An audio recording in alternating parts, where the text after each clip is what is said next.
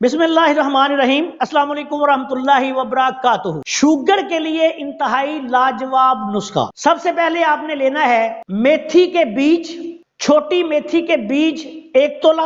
1 तोला आपने लेनी है कलवंजी, 1 तोला आपने लेना है करेला खुश्क और 1 तोला आपने लेनी है हालियों। हालियों या हालों भी जिसको कहते हैं पंजाबी में, हालियों के नाम से या हब्बुर रशाद के नाम से भी ये मार्केट में दस्तयाब है। छोटे छोटे बीज होते हैं। इन चारों चीजों को लेके बारीक पीस लें।